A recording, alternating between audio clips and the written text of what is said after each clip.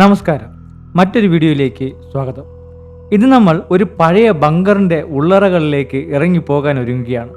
ഭീതിയും ദുരൂഹതയും നിഗൂഢതയും ഒരുപോലെ നിറഞ്ഞ ഒരു യാത്രയാണത്. 2012 പുറത്തിറങ്ങിയ ഹൊറർ ആക്ഷൻ ത്രില്ലർ വിഭാഗത്തിൽപ്പെട്ട ഡെഡ് മൈൻ എന്ന ചിത്രത്തെക്കുറിച്ചാണ് ഇന്ന് നമ്മൾ സംസാരിക്കുന്നത്. ഒരു കൂട്ടം കടൽ കൊള്ളക്കാരിൽ നിന്ന് രക്ഷപ്പെട്ട് അപ്രതീക്ഷിതമായി ഒരു പഴയ ജാപ്പനീസ് സൈനിക ബങ്കറിൽ കുടുങ്ങിപ്പോകുന്ന ഒരു സംഘത്തിൻ്റെ കഥയാണിത്. പുറത്തേക്ക് കടക്കാൻ മറ്റ് വഴികളില്ലാതെ ആ ബങ്കറിൻ്റെ ഉള്ളറകളിലേക്ക് അവർക്ക് പോകേണ്ടി വരുന്നു. എന്നാൽ അവിടെ അവരെ കാത്തിരുന്നത് വെറും ഇരുട്ട് മാത്രമായിരുന്നില്ല, ഭയാനകമായ ചില കാഴ്ചകളും അനുഭവങ്ങളുമായിരുന്നു. കൂടുതൽ നിങ്ങളെ ബോറടിപ്പിക്കുന്നില്ല, നമുക്ക് നേരെ ചിത്രത്തിലേക്ക് പോകാം. ചിത്രത്തിൻ്റെ തുടക്കത്തിൽ തന്നെ നമ്മൾ കാണുന്നത് ഒരു കൂട്ടം കൊള്ളക്കാരെയാണ്. ഒരു കൊള്ളയൊക്കെ കഴിഞ്ഞ് അവർ ഒരു കാട്ടിൻ്റെ ഉള്ളിലായിട്ട് വിശ്രമിക്കുന്ന ഒരു കാഴ്ചയാണ് നമ്മൾ കാണുന്നത്. അത് ഒരാൾ മാത്രം ആ കാടിനുള്ളിലേക്ക് കുറച്ചുകൂടെ കയറി പോവുകയാണ്.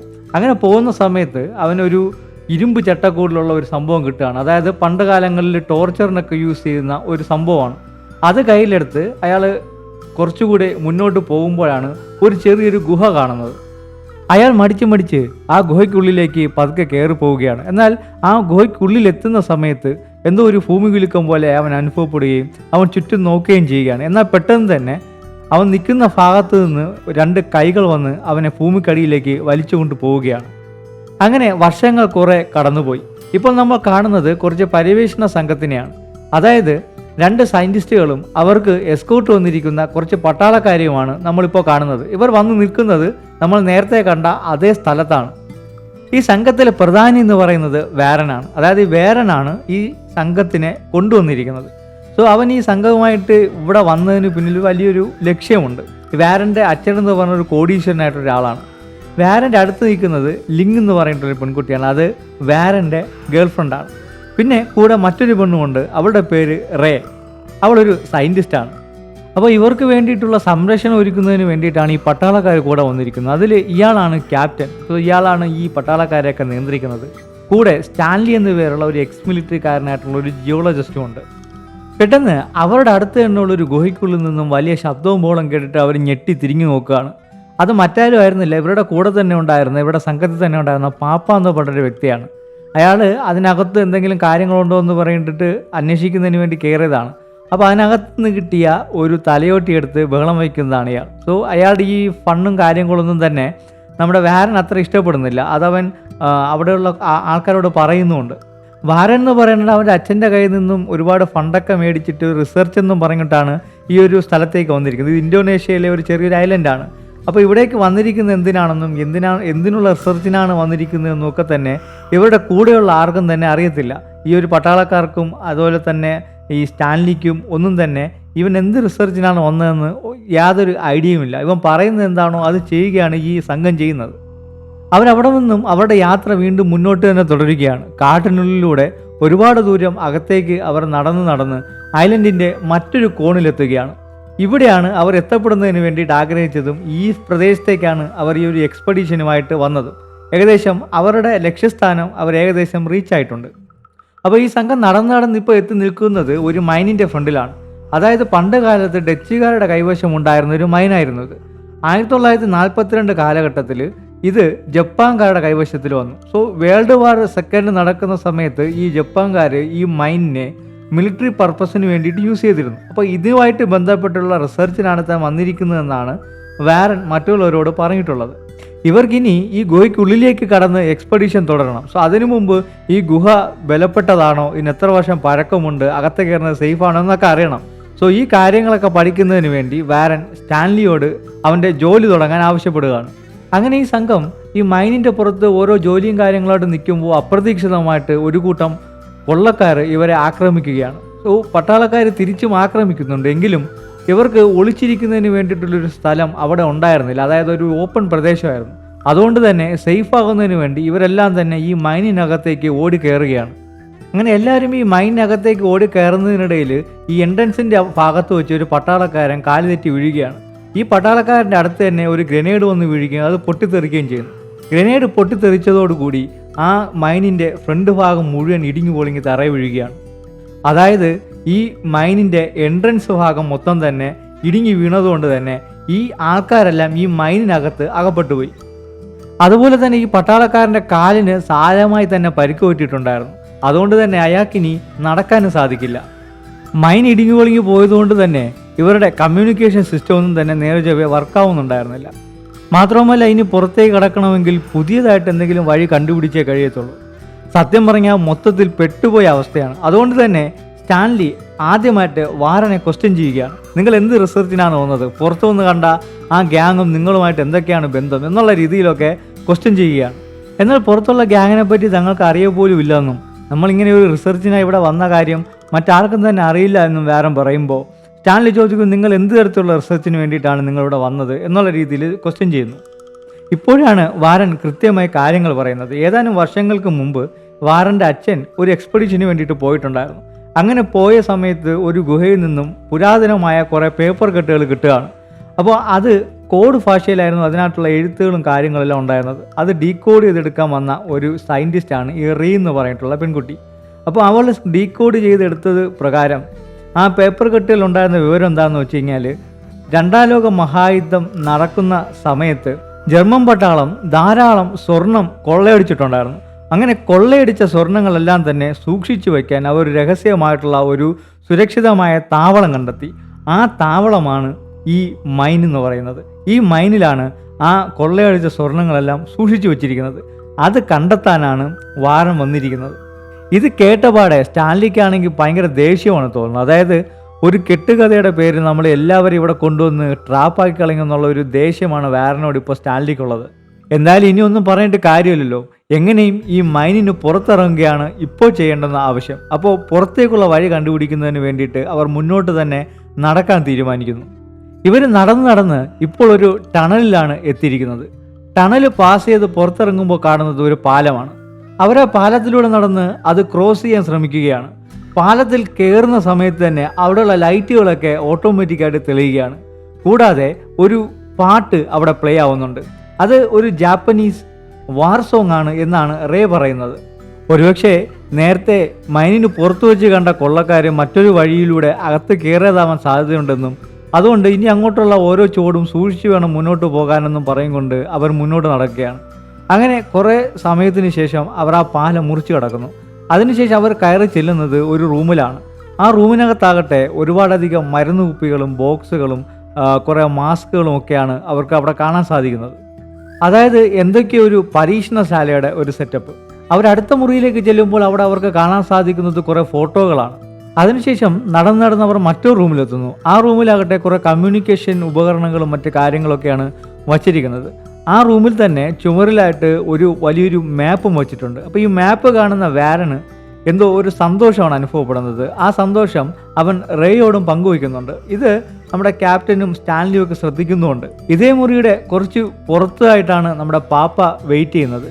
സോ പാപ്പയുടെ പുറകിൽ ഒരു മുഖംമൂടി വെച്ച ഒരു രൂപം നമുക്കിപ്പോൾ കാണാൻ സാധിക്കും. എന്തോ ഒരു സംശയം തോന്നി അയാൾ തിരിഞ്ഞു നോക്കുന്ന സമയത്ത് ആ രൂപത്തിന് അവിടെ കാണാൻ സാധിക്കുന്നില്ല. അതേസമയം ചുമരിലെ മാപ്പ് നോക്കി റേയും വാരനും എക്സൈറ്റഡായി ഓരോന്ന് സംസാരിക്കുന്നത് കാണുന്ന സ്റ്റാൻലിക്ക് ഈ സ്ഥലത്തെപ്പറ്റി എന്തൊക്കെയോ സംശയങ്ങൾ തോന്നുന്നു. കാരണം ഈ സ്ഥലം കണ്ടിട്ട് ഇത് ആർമി ബേസ് പോലെ തോന്നുന്നില്ല. കാരണം തൊട്ടടുത്ത മുറികളിൽ നിന്നെല്ലാം മരുന്ന് കുപ്പികളും ചില ഫോട്ടോസൊക്കെയാണ് കിട്ടിയിരിക്കുന്നത്. ആയുധപുരയുടെ ഒരു സൂചനയും കാണുന്നുമില്ല. നിങ്ങൾ എന്തെങ്കിലും മറയ്ക്കുന്നുണ്ടോ എന്ന് സ്റ്റാൻലി വീണ്ടും വാരനോട് ചോദിക്കുന്നു. ഇനി ഒന്നും ഒളിക്കാൻ സാധിക്കില്ലെന്ന് മനസ്സിലായ റേ എല്ലാം തുറന്നു പറയുന്നു. ഈ പ്രദേശം ജസ്റ്റ് ഒരു മൈൻ മാത്രമല്ല. യുദ്ധസമയത്ത് പിടിച്ചുകൊണ്ടുവന്ന ജയിൽ പുള്ളികളെല്ലാം തന്നെ ഇവിടെയായിരുന്നു തടവിലിട്ടിരുന്നത്. ആ മനുഷ്യരെ എല്ലാം തന്നെ ജാപ്പനീസ് ഇമ്പീരിയൻ ആർമി പലതരത്തിലുള്ള മെഡിക്കൽ പരീക്ഷണങ്ങൾക്കായിരുന്നു ഉപയോഗിച്ചിരുന്നത്. ഇത് കേട്ടപ്പോൾ സ്റ്റാൻലിക്ക് നല്ല ദേഷ്യം വരുന്നു. കള്ളം പറഞ്ഞ് നമ്മളെല്ലാം ഇങ്ങോട്ടേക്ക് കൂട്ടിക്കൊണ്ടുവന്ന് ട്രാപ്പാക്കിയില്ലേ എന്നൊക്കെ പറഞ്ഞ് അവൻ ചൂടാവുന്നു. അതിനല്ല ഞങ്ങൾ കാശ് തരുന്നത്, ഞങ്ങൾ പറഞ്ഞത് അങ്ങോട്ട് ചെയ്താൽ മതി, കൂടുതലൊന്നും സംസാരിക്കേണ്ട എന്ന് വാരൻ്റെ ഗേൾഫ്രണ്ട് പറയുമ്പോൾ സ്റ്റാൻലി അവളെ അടിക്കാൻ ചെല്ലുന്നു. എന്നാൽ ക്യാപ്റ്റൻ അത് തടഞ്ഞു. നമ്മളിവിടെ കിടന്ന് അടികൂടിയിട്ട് കാര്യമില്ല, എങ്ങനെയെങ്കിലും പുറത്തിറങ്ങാനുള്ള വഴി നോക്കാം. അവിടെ നിന്ന് നടന്ന് അവർ മറ്റൊരു മുറിയിലെത്തുന്നു. അവിടെ അവർ ഒരു ബെഡ് പോലുള്ള ഒരു സ്ഥലം കാണുകയാണ്. കൂട്ടത്തിലുള്ള കാലിന് പരിക്കേറ്റ പട്ടാളക്കാരനെ അവർ അവിടെ കിടത്തി. ശേഷം ക്യാപ്റ്റനും പാപ്പയും കൂടി വഴി കണ്ടുപിടിക്കാൻ വേണ്ടി പുറത്തേക്ക് പോകാൻ ഒരുങ്ങുന്നു. എന്നാൽ ഞങ്ങളും വരുന്നു എന്ന് പറയുകൊണ്ട് വാരനും ഗേൾഫ്രണ്ടും അവരോടൊപ്പം പോകുന്നു. സുരക്ഷയ്ക്കായി ഒരു തോക്കും കൊടുത്ത് സ്റ്റാൻലിയും റേയും അവിടെ നിർത്തി അവർ പോകുന്നു. കുറച്ച് സമയങ്ങൾക്ക് ശേഷം പരിക്ക് പറ്റിയ പട്ടാളക്കാരൻ കിടക്കുന്ന ബെഡിനടിയിൽ നിന്നും 2 കൈകൾ വന്ന് അവനെ ഭൂമിക്കടിയിലേക്ക് വലിച്ചു കൊണ്ടുപോകുന്നു. അവിടെ നിന്നവർക്ക് എന്താണ് സംഭവിക്കുന്നതെന്ന് മനസ്സിലാവുന്നുണ്ടായിരുന്നില്ല. അവർക്കൊപ്പം നിന്നിരുന്ന ഒരു പട്ടാളക്കാരൻ പെട്ടെന്ന് തന്നെ ആ കുഴിയിലേക്ക് ചാടിയിറങ്ങി. അതിന് പിന്നാലെ സ്റ്റാൻലിയും റേയും ആ കുഴിയിലിറങ്ങി. അത് സത്യത്തിൽ ഒരു വലിയ ടണലായിരുന്നു. അവർക്ക് മുന്നേ പോയ പട്ടാളക്കാരൻ ടണലിന്റെ ഒരു ഭാഗത്ത് വെച്ച് വിചിത്ര രൂപത്തിലുള്ള ഒരു മനുഷ്യനെ കാണുന്നു. അയാൾ അതിനെ ഫോളോ ചെയ്തു പോകുന്നു. ഈ സമയം ടണലിന്റെ ഒരു ഭാഗത്ത് നേരത്തെ പിടിച്ചുകൊണ്ടുപോയ പട്ടാളക്കാരന്റെ ബോഡിയാണ് റേയും സ്റ്റാൻലിയും കാണുന്നത്. ആ ഭാഗം മുഴുവനായും ധാരാളം അസ്ഥികൂടങ്ങളും കിടക്കുന്നുണ്ട്. ഇവിടുന്ന് എത്രയും വേഗം പോകുന്നതാണ് നല്ലതെന്ന് സ്റ്റാൻലി പറഞ്ഞു തീരുന്നതും എന്തോ ഒരു ജീവി വന്ന് അവരെ ആക്രമിക്കുന്നു. ഇതേസമയം ക്യാപ്റ്റനും സംഘവും മറ്റൊരു റൂമിൽ എത്തപ്പെടുന്നു. ഇവിടെ വെച്ച് മെഡിക്കൽ എക്സ്പീരിയൻസുമായി ബന്ധപ്പെട്ട നിരവധി ബുക്കുകളും രജിസ്റ്ററുകളും ഒക്കെ എല്ലാം കാണുകയാണ് അവർ. അങ്ങനെ അവർ ആ റൂം പരിശോധിക്കുന്ന സമയത്ത് ആ റൂമിന്റെ വാതിൽ പതിയെ അടയുന്നു. ഈ സമയം ടണലിനുള്ളിൽ വെച്ച് മറ്റേ പട്ടാളക്കാരനെ എന്തോ ഒരു ജീവി വലിച്ച് ഒരു കുഴിക്കള്ളിൽ ഇടുന്നു. ഇവിടെ നിന്ന് എഴുന്നേറ്റ് നോക്കുമ്പോൾ ഒരു വിചിത്ര മനുഷ്യനെയാണ് അവൻ കാണുന്നത്. അതിനെ അവൻ പെട്ടെന്ന് വെടിവെച്ച് കൊല്ലുകയും ചെയ്യുന്നു. എന്നാൽ പെട്ടെന്ന് തന്നെ അവന്റെ പുറകിലൂടെ മറ്റൊരു ജീവി വന്ന് അവനെ ആക്രമിക്കുന്നു. അവൻ അതിനെ ശക്തമായി പ്രതിരോധിക്കുന്നു. ശേഷം അതിനെയും കൊല്ലുന്നു. എന്നാൽ ഇത്തവണ അവന്റെ കണ്ണിന് സാരമായി പരിക്ക് പറ്റിയിരുന്നു. ഇപ്പോൾ അത്തരത്തിലുള്ള ധാരാളം വിചിത്ര മനുഷ്യർ അങ്ങോട്ടേക്ക് നടന്നു വരികയാണ്. തനിക്കിനി പ്രതിരോധിക്കാൻ സാധിക്കില്ല എന്ന് മനസ്സിലാക്കി അയാൾ അനങ്ങാതെ അവിടെ തന്നെ നിൽക്കുകയാണ്. ആ ജീവികൾ അയാളെയും കൊന്നുകളയുന്നു. ഇതേസമയം ക്യാപ്റ്റനും സംഘവും നിന്നിരുന്ന റൂമിൽ അധിക നേരം നിൽക്കുന്നത് പന്തിയല്ല എന്ന് കരുതി അവർ തിരികെ പോകാൻ തീരുമാനിക്കുകയും ആ ഡോർ തുറക്കാൻ ശ്രമിക്കുകയും ചെയ്യുന്നു. എന്നാൽ അവർക്കതിന് സാധിക്കുന്നുണ്ടായിരുന്നില്ല. പെട്ടെന്ന് ആ റൂമിൽ നേരത്തെ കേട്ട ആ വാർ സോങ് പ്ലേ ആവുന്നു. ഇതേസമയം സ്റ്റാൻലിയും റേയും മറ്റൊരു മുറിയിൽ കെട്ടിയിടപ്പെട്ട് കിടക്കുന്നുണ്ടായിരുന്നു. ബോധം വന്ന് അവർ കണ്ട കാഴ്ച മുഖം മൂടിയിട്ട ഒരു രൂപം അവർക്ക് നേരെ ഷൗട്ട് ചെയ്യുന്നതാണ്. മാത്രമല്ല അയാൾ സംസാരിക്കുന്നത് മുഴുവൻ ജാപ്പനീസിലാണ്. റേയ്ക്ക് ജാപ്പനീസ് മനസ്സിലാവുന്നുണ്ടായിരുന്നു. അയാൾ ഒരു ജപ്പാൻ പട്ടാളക്കാരനാണെന്നാണ് പറയുന്നത്. പുള്ളി വിചാരിച്ചിരിക്കുന്നത് നമ്മൾ ശത്രുരാജ്യക്കാര് എന്നാണ്. ഇത് കേട്ട സ്റ്റാൻലി ഞെട്ടുന്നു. വേൾഡ് വാർ 2 കഴിഞ്ഞിട്ട് ഏതാണ്ട് 70 വർഷങ്ങൾക്ക് മുകളിലായില്ലേ? ഇത്രയും നാൾ കഴിഞ്ഞിട്ടും ഇയാൾ എങ്ങനെ ഇവിടെ? റേയും ഇക്കാര്യം അയാളോട് പറഞ്ഞ് മനസ്സിലാക്കാൻ ശ്രമിക്കുന്നു. എന്നാൽ അയാൾ ഇതൊന്നും ശ്രദ്ധിക്കുന്നില്ല. എന്നാൽ പെട്ടെന്ന് സ്റ്റാൻലി അയാളെ അടിച്ചു വീഴ്ത്തുന്നു. ശേഷം ആ മുഖം മൂടി മാറ്റി നോക്കുമ്പോൾ കാണുന്നത് ഒരു വികൃത രൂപമാണ്. സ്റ്റാൻലിയും റേയും അവരെ കൊണ്ടാകുന്ന വിധത്തിലൊക്കെ കാര്യങ്ങൾ പറഞ്ഞ് മനസ്സിലാക്കാൻ ശ്രമിക്കുന്നുണ്ട്. എങ്കിലും അയാൾ ഒന്നും തന്നെ കേൾക്കാൻ തയ്യാറാകുന്നില്ല. ഒടുവിൽ റേ അവളുടെ കയ്യിൽ നിന്നും ഒരു ടാബ് എടുത്തൊരു വീഡിയോ പ്ലേ ചെയ്ത് കാണിക്കുന്നു. 1945 ജപ്പാൻ സൈന്യത്തിന്റെ കീഴടങ്ങളിനെ കുറിച്ചുള്ള ഒരു വീഡിയോ ആയിരുന്നു അത്. സത്യത്തിൽ അയാൾ ഇത്രയും കൊല്ലം ഈ ബങ്കറിനുള്ളിൽ ഒരുതരം അടിമയെ പോലെ കഴിയുകയായിരുന്നു. വീഡിയോ കണ്ടതോടെ അയാൾ ഒരിടത്ത് ചെന്നിരുന്ന് കരയാൻ തുടങ്ങി. അയാളുടെ മുമ്പിൽ ജാപ്പനീസ് കൊടി പുതപ്പിച്ച ഒരു ഡെഡ് ബോഡി ഉണ്ടായിരുന്നു.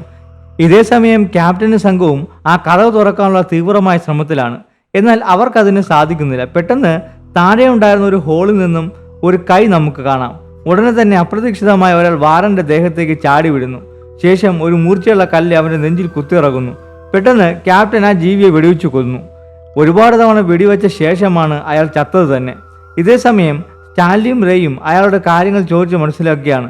നിങ്ങൾ ആരാണ്, എന്താണ്, എന്തിനാണ് ഇവിടെ താമസിക്കുന്നത്, അങ്ങനെ ഒരുപാട് ചോദ്യങ്ങൾ. ഒരുപാട് വർഷങ്ങളായി ഞാനിവിടെ താമസിക്കുന്നു. ജപ്പാൻ ആർമി കീഴടങ്ങിയിരിക്കുന്നു എന്ന് എൻ്റെ ബോസ് എന്നോട് പറഞ്ഞിരുന്നതാണ്. എന്നാൽ ഞാനത് വിശ്വസിച്ചില്ല. തർക്കത്തിനൊടുവിൽ എൻ്റെ കൈകൊണ്ട് തന്നെ എൻ്റെ ബോസ് മരിച്ചു. അപ്പോൾ നമ്മുടെ ആളുകളെ ആരാണ് തട്ടിക്കൊണ്ടുപോയതെന്ന് സ്റ്റാൻലി ചോദിക്കുമ്പോൾ അതെല്ലാം ഇവിടുത്തെ തടവുപുള്ളികളാണ്. അവരെല്ലാം നിരവധി പരീക്ഷണങ്ങൾക്ക് വിധേയമാക്കിയിരുന്നു. അതിൽ നിന്നും വിജയിക്കുന്ന മരുന്നുകൾ നമ്മുടെ ദേഹത്ത് പ്രയോഗിച്ചിരുന്നു. എന്നാൽ അതിൽ ഒരു മരുന്ന് റിയാക്ട് ചെയ്തു. അതാണ് എൻ്റെ ശരീരം ഇങ്ങനെയായത്. ജാപ്പനീസ് ആർമിയിലുള്ളവർ ഏത് സാഹചര്യത്തിലും ജീവിച്ചിരിക്കാൻ തരത്തിൽ ജനിതക മാറ്റം ഉണ്ടാക്കുകയായിരുന്നു പരീക്ഷണങ്ങളുടെ ലക്ഷ്യം. എന്നാൽ പ്രയോഗിച്ച മരുന്ന് റിയാക്ട് ചെയ്തതോടെ മറുമരുന്ന് കണ്ടുപിടിച്ചു. ആ മരുന്നാകട്ടെ കുറച്ചുകൂടി യങ്ങായതും കഴിവുള്ളവർക്കുമായിട്ടുള്ള പട്ടാളക്കാർക്കാണ് കൊടുത്തുകൊണ്ടിരുന്നത്. അവർ ഇപ്പോഴും ജീവനോടെയുണ്ട്. അവരാണ് ഇമ്പീരിയൽ ഗോഡ്സ്. ഈ സമയത്ത് ക്യാപ്റ്റനും സംഘവും മറ്റൊരു കാഴ്ച കാണുന്നു. ചുമരിൽ തറച്ചിരിക്കുന്ന ഒരു വികൃതമായ മനുഷ്യരൂപം. അതിൻ്റെ ബോഡിയാകെ പരീക്ഷണങ്ങൾ നടത്തി വികൃതമാക്കിയതായി കാണാം. വേറൻ അവിടെ നിന്നും ഒരു സിറിഞ്ച് കിട്ടുന്നു. അതിനുള്ളിൽ എന്തോ ഒരു ലിക്വിഡും ഉണ്ട്.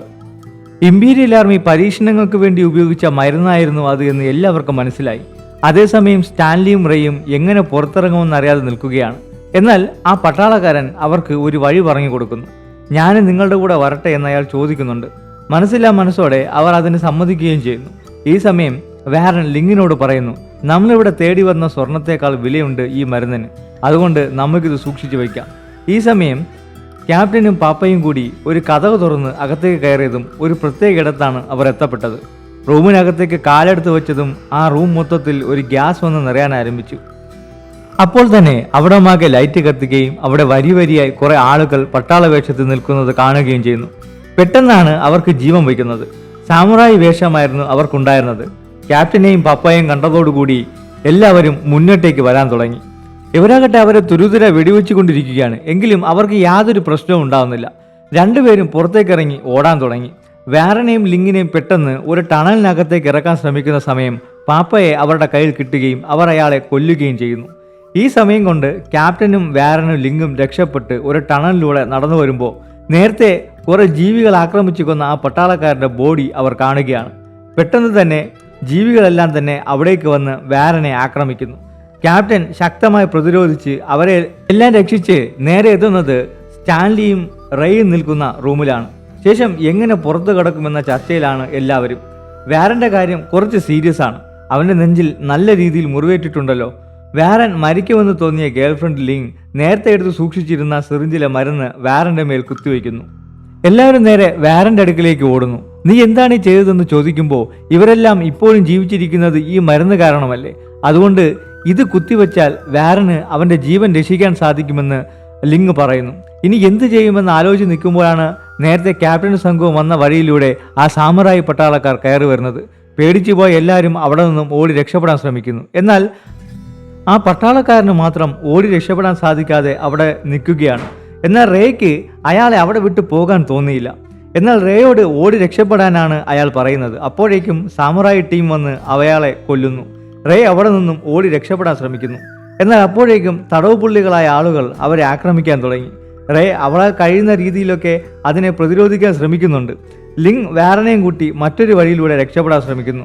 ഒരു കതക് തുറന്ന് അകത്ത് കടന്ന അവൾ ആ ഡോർ അടയ്ക്കുന്നു. ക്യാപ്റ്റൻ കതക് തുറക്കാൻ തട്ടി വിളിക്കും. എന്നാൽ ലിങ് പേടിച്ചിട്ട് കതക് തുറക്കുന്നില്ല. അവർ ട്രാപ്പായി പോയ ആ റൂമിലേക്ക് സാമുറായി കൂട്ടം കടക്കാതിരിക്കാൻ വേണ്ടി സ്റ്റാൻലിയും ക്യാപ്റ്റനും നന്നായി പാടുപെടുന്നുണ്ട്. അപ്പോഴേക്കും റേ മറ്റൊരു വഴി കണ്ടെത്തിയിരുന്നു. അതുവഴി രക്ഷപ്പെടാമെന്ന് റേ വിളിച്ചു പറയുന്നു. എന്നാൽ വാതിൽ തുറന്നാൽ സാമുറായി കൂട്ടം എല്ലാവരെയും കൊന്നുകളയും. അതുകൊണ്ട് സ്റ്റാൻലിയോടും റേയോടും പെട്ടെന്ന് രക്ഷപ്പെടാൻ ക്യാപ്റ്റൻ വിളിച്ചു പറയുന്നു. റേയും സ്റ്റാൻലിയും അതുവഴി രക്ഷപ്പെടാൻ വേണ്ടി ശ്രമിക്കുമ്പോഴേക്കും സാമുറായി കൂട്ടം കതക് തകർത്ത് അവിടേക്ക് വരുന്നു. ക്യാപ്റ്റൻ ശക്തമായി പ്രതിരോധിക്കാൻ ശ്രമിക്കുന്നുണ്ട്. എന്നാൽ സാമുറായി കൂട്ടം ക്യാപ്റ്റനെ കൊന്നുകളയുന്നു. ഈ സമയം ലിങ് ഒരു ടണലിലൂടെ പോയി പുറത്തിറങ്ങാനുള്ള ഒരു വഴി കണ്ടെത്തുന്നു. എങ്ങനെയും വാരനെയും കൂടെ കൂട്ടി പുറത്തെത്തിക്കാൻ വേണ്ടി വീണ്ടും ടണലിനുള്ളിലേക്ക് അവൾ കയറിപ്പോകുന്നു. എന്നാൽ മരുന്ന് കയറിയതോടുകൂടി വാരനും ഒരു മനുഷ്യമൃഗമായി മാറിയിട്ടുണ്ടായിരുന്നു.